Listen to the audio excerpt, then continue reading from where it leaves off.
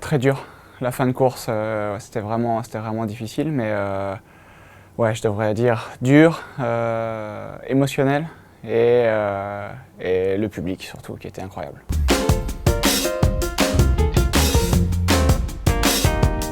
En fait, dès que je sens que je me fais décrocher, je me dis bon, écoute, voilà, maintenant c'est pas une journée où il faut jouer les héros, il faut simplement assurer.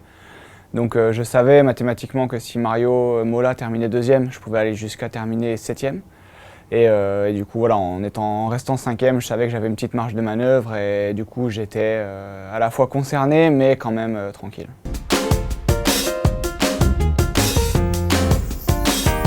C'est vrai que le titre, il amène voilà, une vraie joie et puis une satisfaction, un soulagement que les efforts ils payent et que je sois récompensé de tout ce que j'ai investi en termes de temps et d'énergie dans l'entraînement. Mais voilà, j'ai eu vraiment beaucoup d'émotions qui se sont partagées. J'ai eu aussi un peu de culpabilité parce que c'est mon ami et partenaire d'entraînement, Mario, qui termine deuxième. Je le prive d'un 4e titre mondial.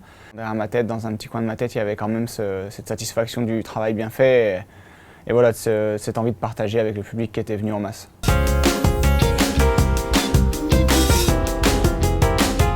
Cette année, les résultats sont bons, je suis pas tout le temps sur le podium, mais j'en suis très proche. Donc oui, champion du monde, j'avais encore une petite marge de points d'avance, mais voilà, j'ai peut-être fait moins de podiums que ce que j'espérais, et pas gagné la grande finale alors que j'étais vraiment venu pour ça. Il y a une satisfaction d'être champion du monde, mais voilà, dès aujourd'hui, on va commencer à se poser des questions pour forcément faire mieux, quoi. Ouais, j'en ai reçu beaucoup, je les ai pas tous lus encore. Pour l'instant, j'ai reçu un message de Yann Frodeno, qui est pour moi une grosse inspiration en triathlon. Il était champion olympique en 2008, il a gagné 2 fois l'Ironman d'Hawaï et c'est le seul à avoir fait ça en triathlon.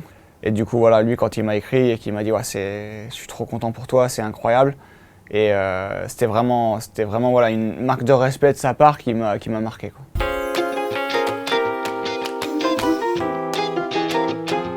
Le favori, je sais pas. Un des favoris, je pense, pour cette médaille olympique. Maintenant, j'étais déjà favori en 2016 et l'histoire en a décidé autrement. Mais je pense avoir mûri depuis, je pense avoir fait des choix qui sont plus sécurisants pour moi et pour mon environnement en termes de préparation même psychologique à l'événement. Après avoir fait 2 fois les Jeux, je sais vraiment à quoi m'attendre. Et du coup, j'espère une médaille olympique, je vais m'entraîner pour ça. Mais voilà, tout ce qui est pris n'est plus à prendre et ce titre mondial, il me conforte dans l'idée que je suis sur le bon chemin.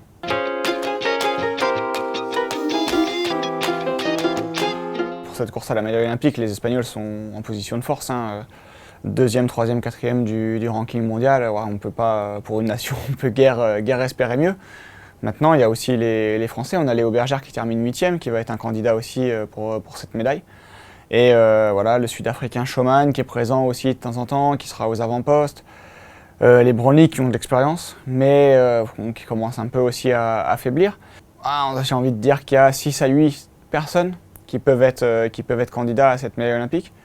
Et j'en fais partie. Et voilà, je vais essayer vraiment de me classer en haut de la pile de ces 6-8 athlètes. Mais ça va être une course difficile dans tous les cas, hein.